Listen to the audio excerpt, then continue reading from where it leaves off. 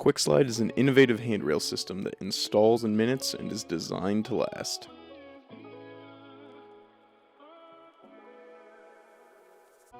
Step 1. Measure your run. The first thing you're going to want to do is measure your run so you can determine the length needed for your handrails. Handrail junctures over your corner posts will need to be mitered. Step 2. Mark and cut. Next, you're going to mark your handrail and use a miter saw to cut your handrail. You can use painter's tape to mark the cut on the handrail so you can help keep the powder coat intact. Step 3. Prepare brackets. Prepare your brackets, nuts, and bolts for each post on the run where you're working. Thread the screws through the bracket and tighten the nut just enough so it stays on. Slide the bracket into the channel. Step 4. Fasten brackets.